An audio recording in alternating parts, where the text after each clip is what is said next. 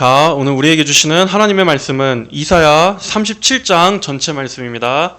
이사야 37장 전체 말씀 중에서 우리 14절, 15절 말씀 같이 한번 읽겠습니다. 14, 15절 시작. 히스기야는 사자들이 보낸 편지를 받아 읽고 여호와의 전으로 올라가 그 편지를 여호와 앞에 펼쳐놓고 여호와께 기도하였다. 아멘. 자, 지난 36장에서 아시리아의 왕 사네립은 유다의 예루살렘을 포위하고서 랍사게를 보내 항복을 종용했었습니다. 랍사게는 성 안의 유다 백성들을 향해서 하나님을 신뢰하라고 하는 저 히스기야의 말을 듣지 말고 속히 우리에게 항복하라고 그렇게 도발하면서 유다 백성들의 신앙을 흔들었습니다. 거기에 대해 유다의 고관들은 어떻게 대응했습니까? 히스기야 왕의 명령대로 그들에게 일절 대응하지 않고서 성 안으로 들어와 히스기야 왕에게 상황을 보고합니다. 오늘 37장 1절은 말씀합니다. 히스기야 왕이 그 말을 듣고 옷을 찢고 굵은 베옷을 입고 여호와의 전으로 들어갔으며, 히스기야 왕이 그들의 보고를 듣고서 가장 먼저 취했던 행동은 뭐였습니까? 왕복을 찢고 굵은 베옷을 입었습니다. 성경에서 옷을 찢는다는 것은 회개를 상징합니다. 그만큼 내면의 큰 고통과 슬픔을 표현하면서 자신의 죄를 깊이 애통해야 하는 것입니다. 그리고 굵은 베옷 역시도 초상이나 어떠한 큰 극심한 슬픔을 겪을 때 그때 입는 옷입니다. 히스기야의 마음은 낮아질 수밖에 없었습니다. 예루살렘이 포위당한 이 절체절명의 상황 속에서 유다는 스스로를 지킬 힘이 아무것도 없었습니다. 현실적으로는 전혀 출구가 안 보였습니다. 그들을 도와줄 주변의 동맹국도 아무도 없었습니다. 하지만 히스기야가 가장 고통스러웠던 것은 무엇이었습니까? 지금 이 순간에 히스기야의 마음을 가장 비통하게 만든 것은 무엇이었습니까?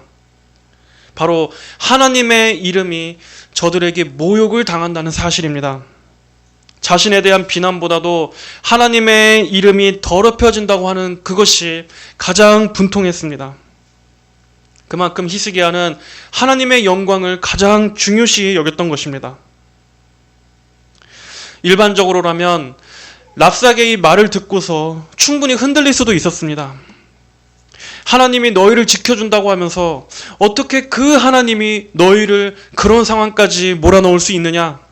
자기 백성을 이런 위기로 몰아넣는 그런 신을 왜 그렇게 미련하게 끝까지 믿고 있느냐? 그런 말을 들으면 정말 마음에 회의감이 들 수도 있습니다. 정말 하나님이 우리를 지켜주시는 게 맞나? 혹시 이렇게 내가 하나님만 의지하는 게 어리석은 것은 아닐까? 하고 충분히 그 말에 설득이 될 수도 있었습니다.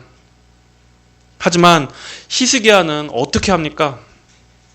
여호와의 전으로 들어갔으며 오히려 히스기야는 하나님께 더 나아갑니다. 하나님을 신뢰하지 말라고 하는 랍사게의 말에 영향을 받지 않고 오히려 그는 더 하나님께 나아갔습니다. 하나님 안에서 해결받기 위해서 여호와의 전 안으로 들어간 것입니다. 우리도 그래야 합니다.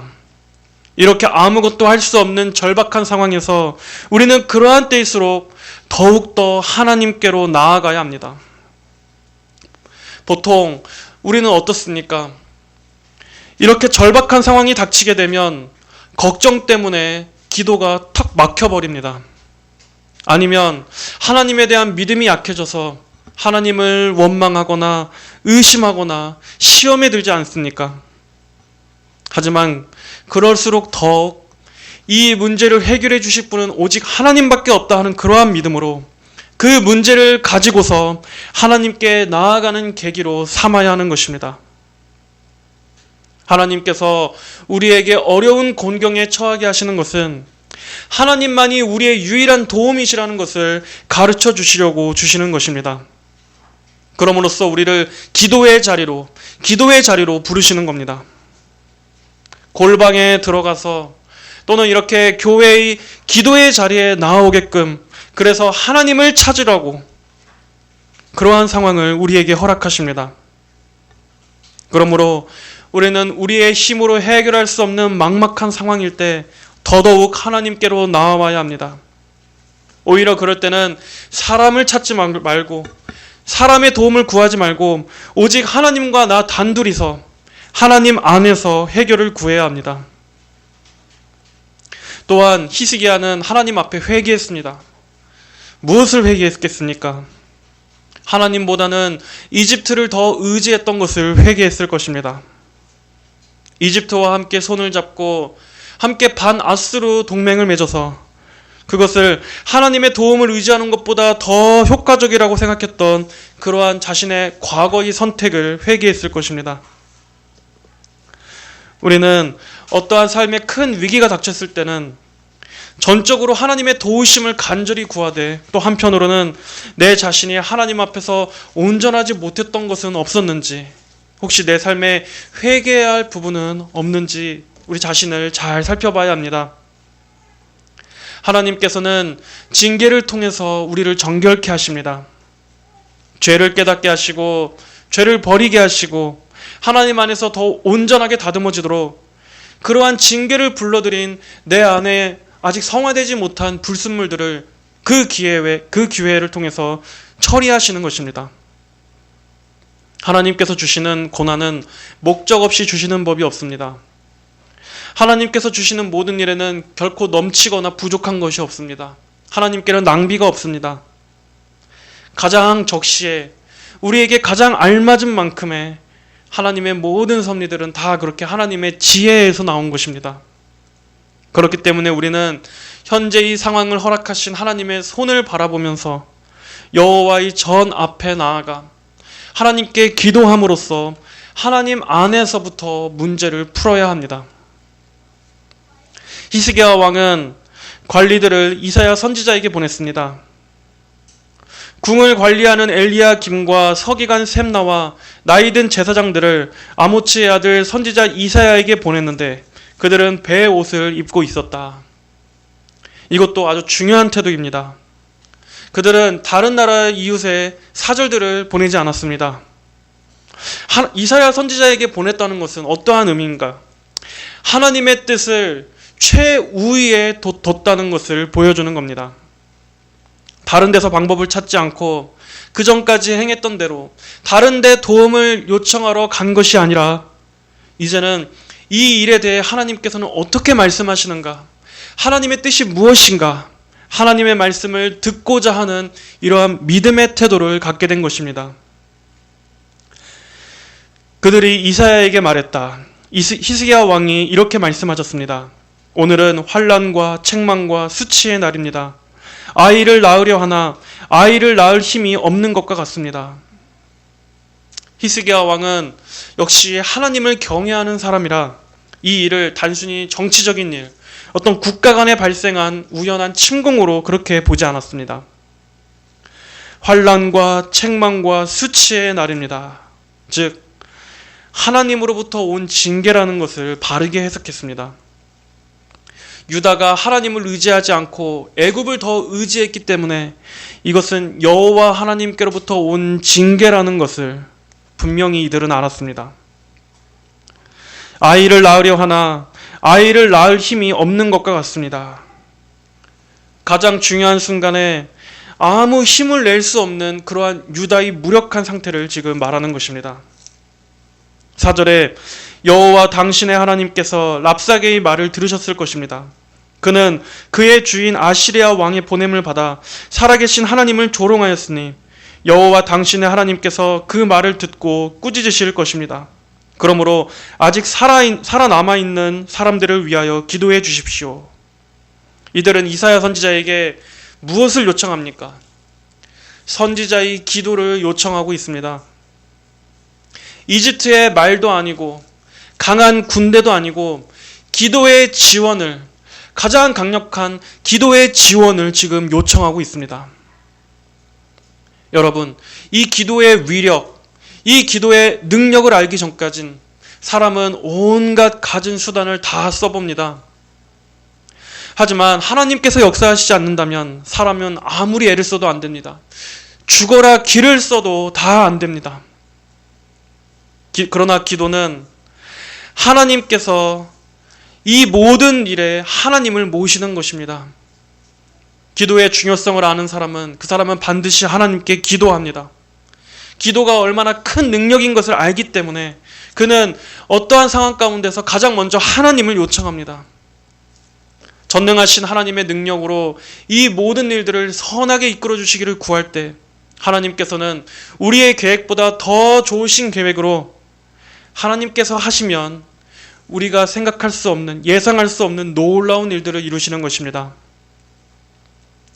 히스기야 왕의 신하들이 이사야에게 오니 이사야가 말했다. 당신들의 왕께 여호와께서 이같이 말씀하신다고 전하시오.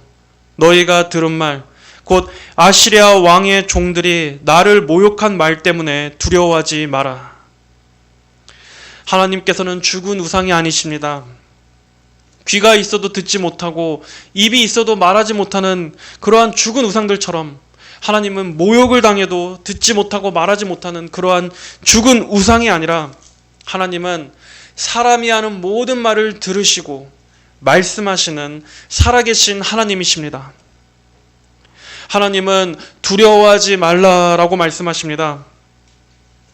랍사게는 강대국 아수르의 최측근인 그 아수르 왕의 가장 측근인 강력한 권세를 가진 자였습니다. 그는 아수르 왕 사네립을 대행해서 그 모든 권위를 가진 자였습니다. 하지만 하나님께서는 그를 뭐라고 말씀하십니까? 아시리아 왕의 종들. 자, 여기서 이 종이라는 말은 어떠한 단어냐면 심부름이나 하는 그러한 어린아이를 가리키는 단어가 사용됐습니다. 그가 아무리 강하다 할지라도 하나님께서 보시기엔 그는 고작 심부름하는 어린아이에 불과하다는 것입니다. 7절에 보아라, 내가 그의 속에 한 영을 넣을 것이니 그가 어떤 헛소문을 듣고 자기 나라로 돌아갈 것이며 내가 그를 그의 땅에서 칼에 죽게 할 것이다. 하나님은 말씀하셨습니다. 하나님은 앞으로 어떠한 일을 행할 것인지 말씀하십니다. 그의 속에 한 영을 넣겠다고 하시는데 여기서 이 영은 성령이나 어떤 영적인 어떤 것이 아니라 그의 마음을 하나님께서 배후에서 움직이시겠다는 말입니다. 여기서 그리고 소문은 아수르 국내에 반역이 일어났다는 소식을 듣고 그가 발을 돌이켜서 고국으로 돌아갈 것이고 그리고 하나님께서는 그가 고국 땅에서 칼에 죽게 할 것이다 하시고 지금 미리 앞일을 말씀해 주십니다. 우리는 여기서 강력한 하나님의 주권을 발견하게 됩니다. 이렇게 표면적으로는 우연처럼 보이는 일 역시도 그 배후에는 하나님께서 모든 것들을 주도하시는 것입니다. 사람이 하는 일도 아니고 우연히 발생하는 일도 아닙니다. 사람의 마음이든 어떠한 상황이든 모든 이 역사의 인과관계는 하나님께서 움직이시고 하나님께서 배치하시고 하나님께서 이끌어 가시는 것입니다. 우연이 아닙니다. 사람들이 그저 하는 일들이 아닙니다. 하나님의 주권이 하시는 일입니다. 우리 성도들은 항상 모든 상황 속에서 이 하나님의 주권을 의식하며 살아야 합니다.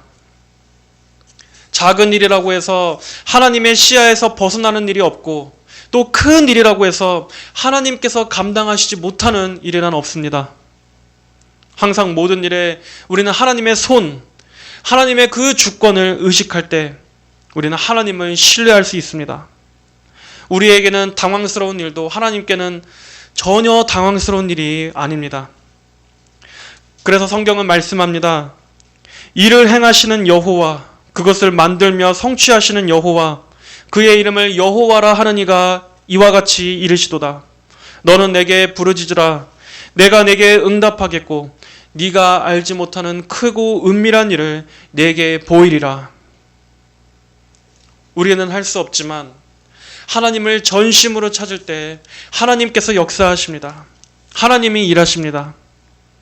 하나님의 주권은 전 우주를 포괄하고 영원까지 주관하시며 모든 것에 미치는 주권임을 항상 기억하시기를 바랍니다. 하나님은 그분의 자유로우시고 절대적인 뜻대로 모든 것을 그분의 주권대로 움직이십니다. 이제 8절부터 13절까지는 아수르 군대가 예루살렘을 포위하고 있던 것을 잠시 풀고서 림나 성으로 군대를 물린 다음에 이번에는 히스기야 왕에게 편지를 통해서 투항을 강요하는 내용입니다. 여기에서도 지난장처럼 똑같이 신성 모독적인 발언으로 도발하고 있습니다. 자, 8절부터 보겠습니다. 아시리아 왕이 라기스를 출발했다는 소식을 랍사게가 듣고 돌아가 림나성을 공격하고 있는 아시리아 왕을 만났다. 하나님께서 7절에서 말씀하신 대로 아시리아 왕 사네립은 구스, 그러니까 에디오피아 왕 디르하가가 아수르를 대항해서 반역했다는 소식을 듣게 됩니다. 그래서 그쪽으로 직접 출정을 하러 나가게 됩니다. 그래서 랍사게는 림나성의 주둔에 있는 사네립 왕을 만나러 갑니다. 그때 아시리아 왕은 에티오피아 왕 디르하가가 자신과 싸우기 위해 출전했다는 소식을 듣고 히스기야에게 사신들을 보내어 말했다. 유다 왕 히스기야에게 전하여라. 너는 네가 의지하는 하나님이 아시리아 왕의 손에 예루살렘이 넘어가지 않도록 할 것이라 하는 말에 속지 마라.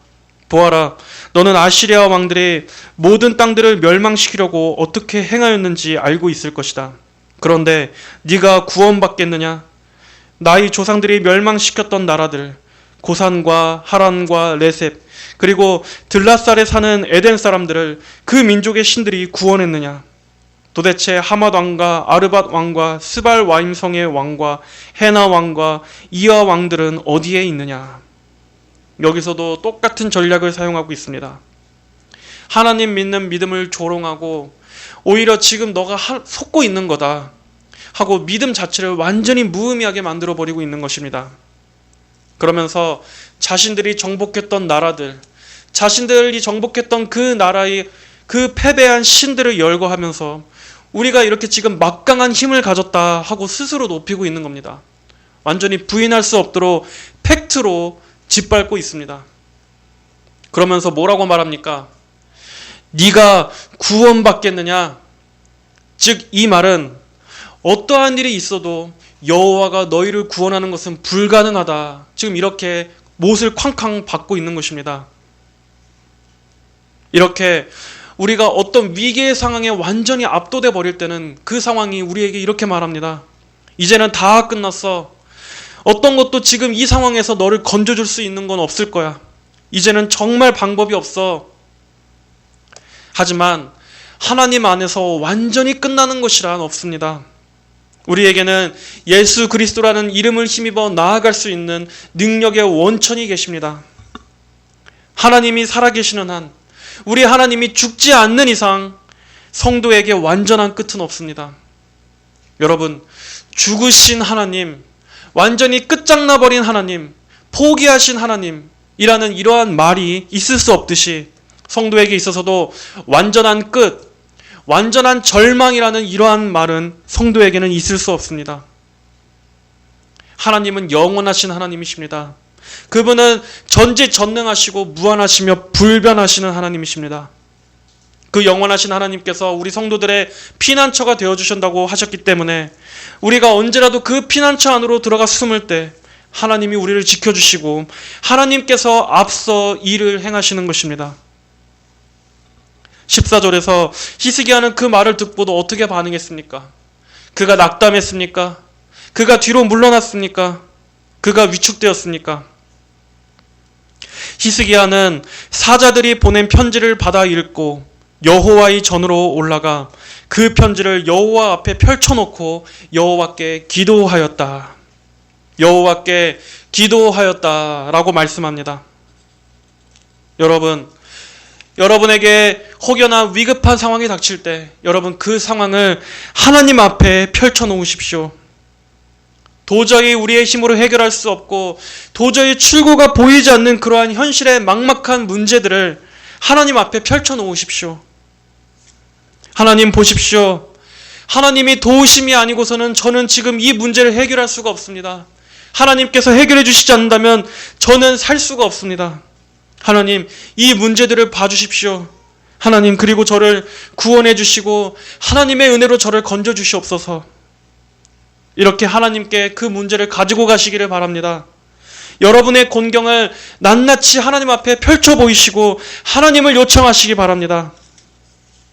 그리고 히스기야는 기도했습니다.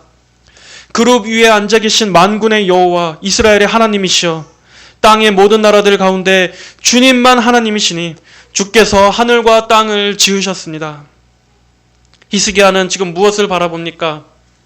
하늘과 땅을 지으신 전능하신 창조주 하나님의 능력을 바라보고 있습니다. 그 어떠한 죽은 우상들과도 비교할 수 없는 살아 역사하시는 하나님의 위대하심을 바라보고 있습니다. 우리가 믿는 하나님은, 그 하나님은 홀로 하나님이십니다. 이 세상의 여러 신들 가운데 그들과 함께 대등하게 존재하시는 분이 아니라 세상에 있는 모든 우상들은 다 헛된 것, 없는 것, 죽은 것이고 오직 우리 하나님만 온 우주를 창조하시고 모든 자연 만물을 그분의 뜻대로 이끌어 가시며 인간의 모든 생사화복을 주관하시는 오직 우리 하나님만 홀로 하나님이신 것입니다. 우리는 그러한 분을 믿습니다. 우리는 그러한 분께 기도하는 것입니다. 문제가 아무리 거대하다 할지라도 하나님은 그 위에 계십니다. 문제가 아무리 커도 하나님께서는 그보다 더 크신 분이십니다. 우리는 항상 이 믿음의 눈을 잃어서는 안 됩니다. 하나님은 얼마나 크신 분이십니까? 하나님 앞에서는 나라들이 물통 속에 물 한 방울과 같고 저울 위에 먼지와 같다고 하셨습니다. 하나님께서는 섬들을 가는 먼지처럼 들어 올리신다고 하셨습니다. 하나님이 어떠한 분이신가를 항상 잊지 마십시오. 하나님을 생각할 때, 우리가 하나님을 생각할 때 성도는 당황하지 않을 수 있습니다. 두려워하지 않을 수 있습니다. 담대할 수 있습니다.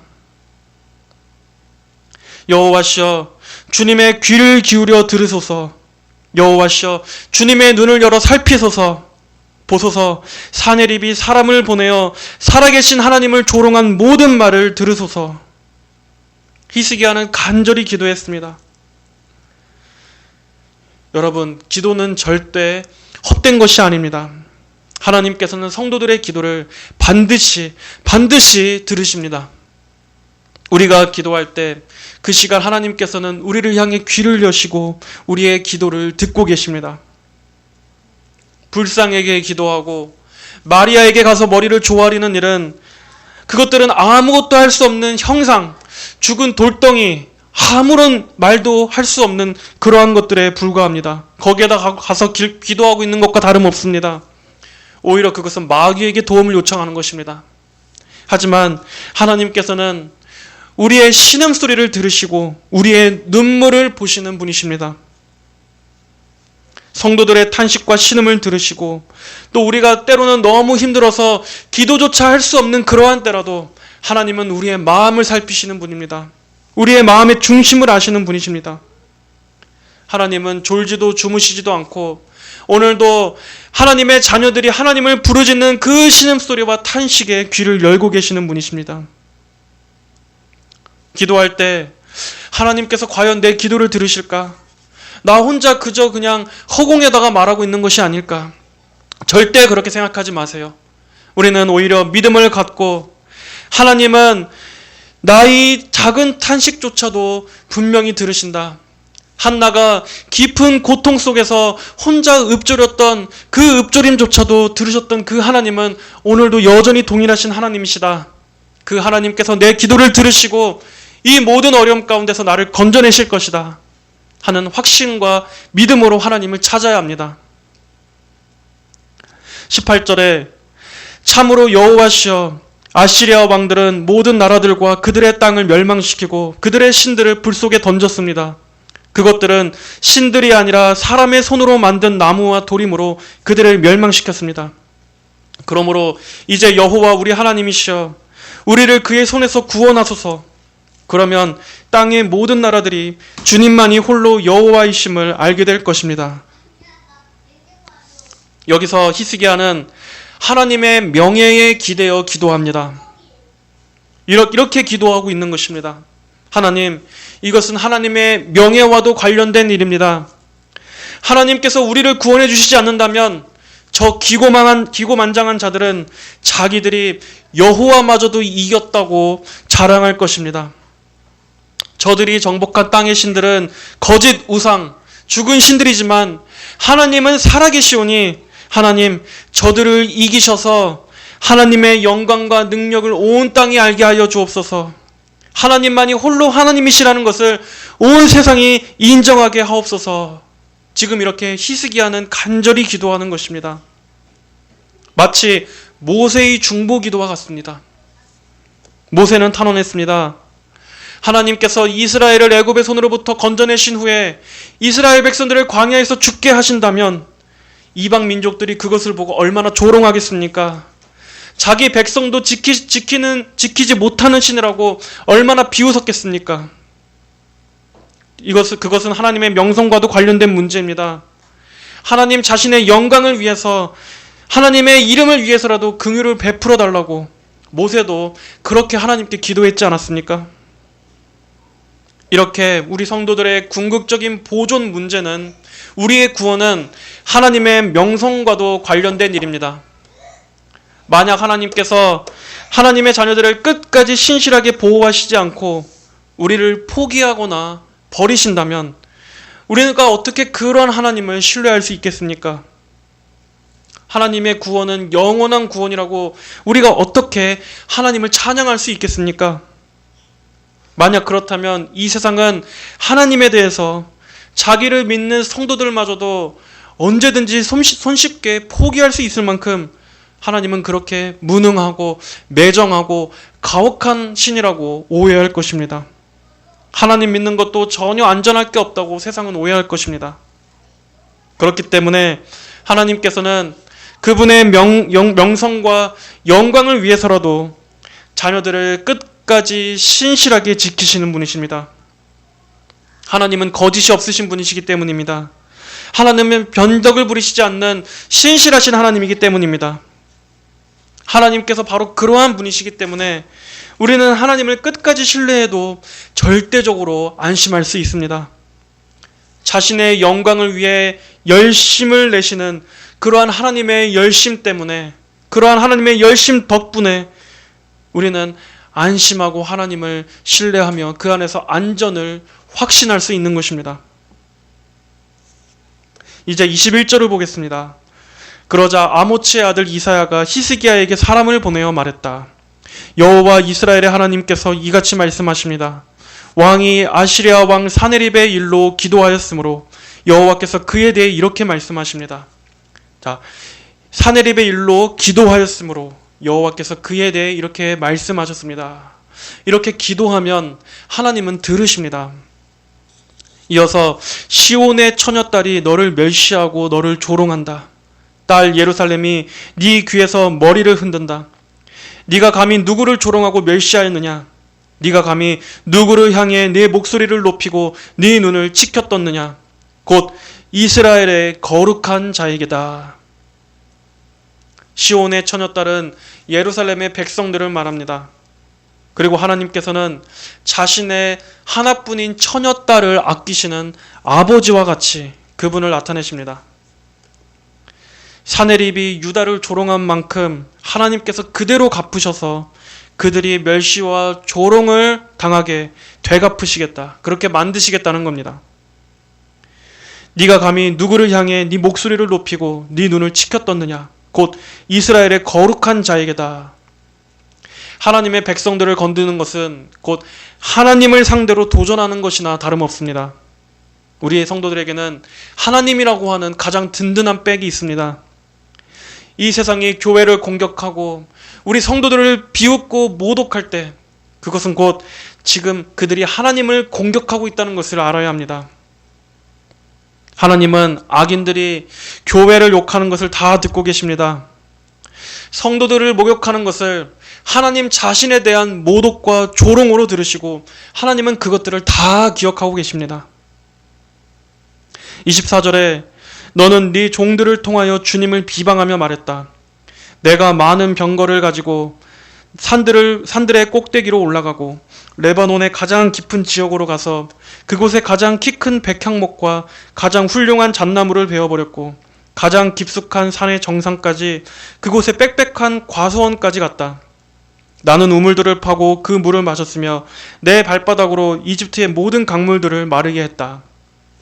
지금 아시리아 왕 사네립이 정복 전쟁을 통해서 수많은 나라들을 정복하면서 자신의 업적을 자화자찬하고 있는 것입니다. 하나님은 그러나 말씀하십니다. 사네립아, 너는 내가 오래전에 이 일을 정했다는 사실을 듣지 못했느냐? 내가 지금 이루려는 것을 나는 옛날부터 계획하였으니 곧 네가 견고한 성읍들을 잿더미로 만들게 한 것이다. 하나님께서는 그 모든 일들이 네가 잘나서 네가 한 일이 아니라 영원하신 나의 계획 안에서 허용하신 것임을 말씀하고 있습니다. 사네립이 자신의 강대한 아수르를 통치하게 된 것도, 또 정복 전쟁의 승리에 영토를 넓힐 수 있었던 것도, 아수르 왕 사네립은 다 자기가 잘나서인 줄로 알지만 그러한 힘을 주신 것도 하나님이시고, 국가 간의 흥망성쇠를 다스리시는 것도 다 하나님이십니다. 그러니 사네립이 스스로 교만할 게 없는 것입니다. 심지어 악인의 번성마저도 하나님이 잠시 허락하셨으니까 번성할 수 있는 것입니다. 여호와께서 온갖 것을 그 쓰임에 적당하게 지으셨나니 악인도 악한 날에 적당하게 하셨느니라 하고 성경은 말씀합니다. 악인조차도 하나님의 구속사를 이루는데 다 그 적당한 쓰임 때문에 하나님께서 쓰시는 겁니다. 그러므로 그 땅의 주민들이 힘을 잃고 겁을 내고 두려움에 떨었으니 그들은 들에 있는 식물과 같고 연약한 풀과 같았으며 지붕 위의 풀과 같았고 자라지 못한 곡초 같았다. 나는 네가 앉는 것과 네가 나가는 것과 들어오는 것을 알고 있으며 또 네가 내게 반역하는 것도 알고 있다. 네가 내게 격분하였고 네 거만함이 내 귀에까지 이르렀으므로 내가 갈고리로 네 코를 꿰며 네 입에 재갈을 물리겠고 네가 왔던 그 길로 너를 돌려보낼 것이다. 아수르는 자신들이 정복한 땅의 포로들을 이런 식으로 다루었습니다. 포로들의 코를 갈고리로 꿰서 마치 짐승처럼. 그러나 그렇게 교만했던 아수르 위에 하나님이 계셨습니다. 이제 하나님께서는 그들을 똑같이 다루십니다. 아무리 천하의 아수르라고 할지라도 하나님께서 갈고리로 채우시면 거기에 복종할 수밖에 없는 그러한 무력한 존재일 수밖에 없게끔 하나님은 다루십니다. 하나님께서는 사네립을 아시리아로 다시 돌려보내실 것이라 말씀합니다. 예루살렘 정복 계획을 막으시고 실패로 돌아가게 하나님께서 그렇게 만드실 겁니다. 30절입니다. 이것이 왕께 징조가 될 것이니 금년에는 저절로 자란 것을 먹겠고 둘째 해에도 거기서 난 것을 먹을 것이나 3년째 되는 해에는 심고 거두며 포도나무를 심고 그 열매를 먹을 것입니다. 네, 여기에서는 유다의 구원에 관한 약속을 주십니다. 전쟁으로 인해서 땅이 황폐해졌기 때문에 처음 2년간은 농경 생활이 어려울 것이지만 3년째가 되고부터는 다시 회복되어서 그들이 원래의 안정을 되찾게 될 것이다 하는 이러한 회복을 말씀하고 있습니다. 31절에 유다 집안 중에서 피하여 남은 자들이 다시 아래로 뿌리를 내리고 위로는 열매를 맺을 것이니 이는 예루살렘에서 남은 자가 나오고 시온산에서 피한 자들이 나올 것이기 때문입니다. 만군의 여호와의 열심히 이 일을 이룰 것입니다. 여기에서 남은 자들이란 예루살렘 성 안에서 안전하게 보존된 살아남은 사람들이지만 궁극적으로 누가 여기에 해당됩니까? 예수 그리스도를 통해서 구원받은 교회와 성도들을 가리키는 것입니다. 구원받은 모든 하나님의 백성들, 이렇게 하나님의 언약 백성들은 하나님의 특별하신 보호 가운데 있습니다. 한번 하나님께서 내 소유다, 내 백성이다 라고 한 자들에게는 이 세상에 어떠한 것도 하나님으로부터 끊어낼 수가 없습니다. 우리 성도의 뿌리는 어디에 박혀 있습니까? 하나님에게 박혀 있는 것입니다. 하나님에게. 예수 그리스도의 십자가의 대속을 통해서 하나님 안에 심겨진 우리 성도들은 그 어떠한 것도 우리를 하나님에게서부터 떼어낼 수가 없는 것입니다. 그 무엇이 우리를 하나님으로부터 뽑아낼 수가 있겠습니까? 이 세상에 견고한 많은 것들은 결국 하나님의 손 아래 철저히 무너지고 심판받을 것이지만 하나님의 교회, 하나님의 백성들은 영원히 견고할 것입니다. 칼빈은 이 세상의 견고함과 교회의 견고함에 대해서 대조하면서 이렇게 말했습니다. 요새화된 성읍이 무너지고 제 아무리 강한 사람이 용기를 잃고 원수의 손에 떨어질지라도 교회가 반드시 서서 융성할 것은 그 힘과 기초가 그 자체나 땅에 있지 않고 하늘에 있기 때문이다. 그렇습니다. 우리 성도들 한 사람 한 사람은 이제 이 세상에 심겨진 존재가 아닙니다. 우리는 하나님에게 심겨진 존재라는 것을 잊지 마십시오. 우리의 뿌리는 하나님께서 지탱해 주시는 것입니다.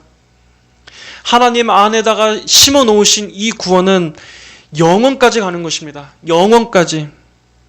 그러므로 우리는 나의 이 현세의 삶뿐 아니라 나의 죽음 이후까지도 하나님이 날 지켜주신다. 이제 나의 전생에 나의 모든 것은 하나님 안에서 영원하고 안전한 보호를 받는 것이다 하는 이것을 정말로 꼭 붙드시기를 바랍니다. 이것이 얼마나 우리에게 든든한 사실인지, 얼마나 큰 은혜고, 얼마나 이것이 정말 한량없는, 감당할 수 없는 특권인지 우리는 알아야 할 만큼 충분히 알아야 하는 것입니다. 33절 보겠습니다. 그러므로 아시리아 왕에 대하여 여호와께서 이와 같이 말씀하신다. 이제 아시리아 왕 사네립에 대한 예언입니다. 그가 이 성에 들어오지 못하고 화살 한 발도 이리로 쏘지 못하며 방패를 가지고 가까이 오지 못하고 포위담도 쌓지 못할 것이며 그가 왔던 길로 그 길로 돌아가고 이 성에 들어오지 못할 것이다. 여호와의 말이다. 하나님께서 허락하시지 않으시면 악인은 교회를 향해 화살 한 발도 쏘지 못합니다. 그들의 모든 계획은 성공하는 듯 보이나 거의 승리를 앞두고서도 그들은 그 앞에서 바로 꼬꾸라지게 하십니다. 이렇게 성도의 생명은 하나님께서 좌지우지하시는 것이지 결코 이 세상과 악인이 우리의 생사 여부를 결정하는 것이 아닙니다. 그리고 하나님은 말씀하십니다. 나와 내 종 다윗을 위해 내가 이 성을 보호하며 구원할 것이다. 바로 그 다윗 언약, 하나님께서 다윗과 맺으신 그 언약을 기억하십니다. 그 언약의 내용이 어떠한 내용이었습니까? 사무엘하 7장 13절부터 16절에 그가 내 이름을 위하여 집을 건축할 것이고 나는 그의 아버지가 되고 그는 내 아들이 될 것이니 그가 만일 죄를 지으면 내가 사람들의 막대기와 인생의 채찍으로 훈계할 것이나 내가 네 앞에서 패한 사울의 경우와는 달리 내 인애가 그에게서 떠나지 않을 것이며 네 집과 네 왕국이 내 앞에서 영원히 보존되고 네 보좌가 영원히 견고할 것이다. 이 말씀은 다윗의 계보를 통해 이어질 하나님의 백성들, 하나님의 언약이 계속해서 이어질 것을 말씀하는 것입니다.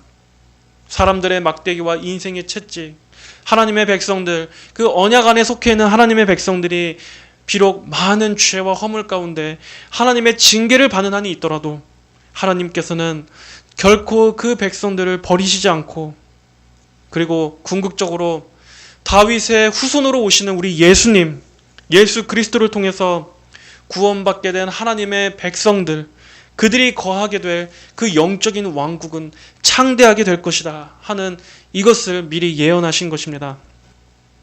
이렇게 하나님께서는 언약의 하나님이시기 때문에 하나님은 언제나 신실하십니다. 여러분, 이 예언을 들었을 당시에 현재 상황은 어땠습니까? 전혀 달라진 게 없었습니다. 여전히 아수르의 군대는 유다를 집어삼키려고 하고 있고 여전히 주변에는 아무런 도움의 수단이 없었습니다. 이것이 지금 이 말씀을 들었던 이 유다 백성들의 현 상황이었습니다. 그러나 하나님의 말씀이 있었습니다. 하나님의 약속이 있었습니다. 그 결과 어떻게 됩니까? 우리 같이 36절부터 같이 한번 읽어보겠습니다. 시작. 여호와의 천사가 나가서 아시리아의 진에서 18만 5천 명을 쳤다. 아침에 일찍 일어나 보니 그들은 모두 시체가 되어 있었다. 그때 아시리아 왕 사네립이 떠나 돌아가서 니느웨에 머물렀으며 그가 자기의 신 니스록의 전에서 제사하고 있을 때 그의 아들 아드람멜렉과 사레셀이 칼로 그를 죽이고 아라랏 땅으로 도망하였으며 그의 아들 엘사라돈이 그 뒤를 이어 왕이 되었다. 여러분, 이것이 하나님께서 하시는 일입니다. 하나님이 방식입니다. 아시리아 왕 사네립이 이렇게 배를 문지르면서 자기의 승리를 확신하면서 밤에 잠을 청했을 때 하룻밤 사이에 그가 아침에 일찍 일어나 보니 그들은 모두 시체가 되어 있었다. 인간이 자신의 교만함 속에 편히 잠들어 모든 것을 자랑하고 확신할 때 하나님은 그러한 기대를 한순간에 무너뜨리십니다. 한순간에 전복시켜 버리십니다. 사람이 할 수 없었던 그 일을 하나님은 단 하룻밤 사이에 모든 것을 뒤집어질 수 있는 것입니다. 여기에 어디 강한 애굽의 원조가 있었습니까? 유다가 자신들의 강한 무기와 또 병력으로 이들을 이겼습니까? 아무것도 없었습니다. 오직 이들이 한 것이라고는 하나님께 기도만 했을 뿐입니다. 누가 야스루의 대군을 물리친 겁니까? 여호와의 천사 외에는 사람이 한 것이라고는 아무것도 없었습니다. 이 사건을 두고서 학자들은 전쟁 때문에 쥐가 들끓어서 전염병 때문에 이들이 몰살당한 것이다. 또는 지진이나 갑작스럽게 어떤 자연재해 때문에 이 많은 병력이 하루아침에 죽은 것이다. 이렇게 말은 하지만 이것은 인간적인 해석일 뿐입니다. 우리 사람이 생각할 때 상상과 추측일 뿐입니다. 우리는 성경에 쓰여져 있는 그대로 여호와의 천사가 그들을 쳐서 멸하였다라는 이 성경의 말씀 그대로 하나님의 신적 능력이 이 일을 행하셨다는 것을 믿어야 합니다. 이 사네립 왕의 비참한 말로를 한번 보십시오. 그는 자기가 믿던 신인 니스록의 신전에서 아들들에게 살해당했습니다. 그는 눈앞에서 이러한 기이한 일들을 행하신 여호와 하나님의 능력을 보고서도 여호와 하나님이 아닌 자기의 신에게 가서 빌었습니다. 아무런 깨달음이 없었던 겁니다. 그리고 그 누구라 할지라도 보호받을 수 있는 이 신전이라고 하는 특별한 공간에서 그는 잔인하게 살해당했습니다. 결국 그가 믿는 신은 그에게 아무런 구원을 줄 수 없었다는 것을 이렇게 의미심장하게 보여주고 있는 것입니다. 또한 그는 아들들에게 살해당했습니다. 온 땅을 정복하고 자신을 신처럼 높였어도 정작 자기의 가정 하나 돌보지 못한, 자기의 아들들조차 다스리지 못해 가장 가까웠던 아들에게 배반당하고 살해당하는 이러한 비참한 최후를 한번 보십시오. 이렇게 하나님께서는 악인의 계획을, 인간의 교만을 한순간에 아무것도 아닌 것처럼 곤두박질치게 하실 수 있는 분이십니다. 악인은 한순간에 미끄러지게 되어 있습니다. 그리고 악인의 결말은 그가 비록 지금 아무리 승승장구한다 할지라도 마지막에는 비참한 최후로 끝나게 됩니다. 우리는 이러한 하나님의 전능하신 주권을 묵상하면서 언제나 겸손히 하나님을 높이고 하나님만 의뢰해야 할 것입니다. 악인을 두려워하지 말고 거대한 현실의 위기가 우리를 공포스럽게 한다 할지라도 우리는 그 뒤에 하나님께서 계심을, 그 위에 하나님께서 좌정하고 계심을 봐야 합니다. 또한 어떠한 상황에서도 우리는 그 모든 상황 위에 계시는 하나님을 바라보며 항상 하나님께 기도하십시오. 우리에게는 설령 모든 수단이 다 끊어진다 할지라도 우리는 기도가 있습니다. 기도는 할 수 있습니다. 그리고 그 기도를 통해서 가장 위대하신 분을 통해 가장 위대한 결과를 가져오게 합니다. 인간의 모든 수단이 다 끝났을 때 그때가 바로 하나님의 시작입니다. 우리의 모든 수단과 지혜와 우리의 모든 방법이 다 끝난 자리에서 하나님은 그때 일하기 시작하십니다. 기도는 결코 헛되지 않습니다. 오히려 가장 먼저 해야 할 것이 기도고 가장 효과적이고 빠른 것이 기도입니다. 기도로 여러분의 모든 공경, 여러분이 지금 처해 있는 각자 개인의 어려운 상황들, 힘들고 절박하고 막막한 그 모든 상황들을 하나님 앞에 다 펼쳐놓으시고 그 위에 하나님께서 이 모든 것을 주관하여 주시기를 구하십시오. 히스기야는 사자들이 보낸 편지를 받아 읽고 여호와의 전으로 올라가 그 편지를 여호와 앞에 펼쳐놓고 여호와께 기도하였다. 여호와께 기도하였다. 가장 강력한 것. 히스기야가 여기저기 사람의 도움을 구하러 다닐 때는 오히려 그는 실패했었습니다. 그럴수록 상황은 더욱더 궁지에 몰렸습니다. 그러나 그가 잠잠히 하나님의 전에 들어가 하나님의 존전 앞에 서서 하나님께 기도했을 때 그는 하나님의 도우심을 체험했습니다. 그리고 그 어떠한 도움보다도 그 어떠한 사람의 약조보다도 그는 가장 강력하고 확실하게 위기에서 벗어날 수 있었던 것입니다. 여러분, 기도하십시오. 기도로 하나님께 구하십시오. 하나님께 살려달라고, 건져달라고, 지금 이 문제에서 우리를 벗어나게 해달라고 하나님을 붙잡고 하나님 안에서 구원을 찾으시기 바랍니다. 하나님을 경험하기를 원하시면 기도하십시오. 하나님의 말씀을 체험하기 원한다면, 그 말씀의 능력을 체험하기 원한다면 기도하시기 바랍니다. 사탄은 성도의 기도가 가장 강력한 것이기 때문에 늘 항상 우리의 기도를 방해합니다. E.M. 바운즈는 말했습니다. 사탄이 우리가 하나님을 쥐고 있는 손을 떼어놓거나 하늘에 이르는 길을 폐쇄하려면 가장 먼저 기도실을 붙잡고 있는 우리의 손을 떼어놓거나 기도실로 가는 우리의 길을 막는다. 마귀는 기도의 능력을 가장 잘 알고 있기 때문에 성도의 기도를 방해합니다. 기도하지 않으면 하나님을 향한 믿음이 약화됩니다. 그러나 기도하면 믿음은 더 강화되고 우리는 하나님의 역사를 경험하게 될 것입니다. 우리에게 이러한 기도라는 수단을 주신 하나님께 감사합시다. 기도는 언제라도 할 수 있는 것입니다. 우리가 병에 걸렸을 때나 또한 우리가 두려움에 사로잡혔을 때도 우리가 앉아서나 누워서나 자는 와중에도 심지어 죽음 앞에서도 우리는 하나님을 요청할 수 있는 유일하고도 강력한 수단이 바로 이 기도라는 것입니다. 성도 여러분, 이 은혜의 수단, 우리에게 주어진 이 가장 강력한 기도, 하나님의 이름을 찾고 부르짖을 수 있는 이 은혜의 수단을 부지런히 활용하시고 오늘 이렇게 모든 것이 다 끝나버린 절망스러운 사면초가의 상황 가운데서도 여호와의 전에 들어가 하나님을 찾고 그분께 기도했던 이 히스기야의 신앙의 자세를 기억하시면서 항상 하나님께 전심으로 매달리고 힘써 기도하고 의지하는 믿음의 성도 여러분들이 되시기를 주님의 이름으로 축복합니다. 다 함께 기도하시겠습니다.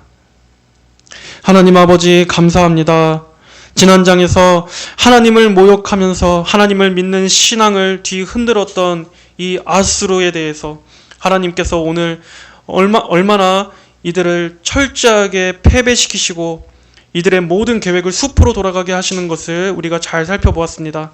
아버지, 히스기야가 취했던 것은 사람의 도움을 구하는 것도 아니고 강한 군대를 정비하는 것도 아니었습니다. 여호와의 전에 들어가 기도하였다. 하나님, 그렇습니다. 우리 모든 성도들이 많은 수단과 전략과 지혜가 있겠지만 그 어떠한 것보다도 하나님께 기도하게 하여 주시옵소서. 기도의 힘을 우리가 정말 실제적으로 믿게 하여 주시고 기도를 통해서 하나님이 일하신다는 것을, 하나님이 기도를 통해 승리하심을 보여주신다는 것을 굳게 믿고서 하나님 힘써 기도하는 주의 자녀들이 다 되게 하여 주시옵소서. 감사드리며 예수님의 이름으로 기도하였습니다. 아멘.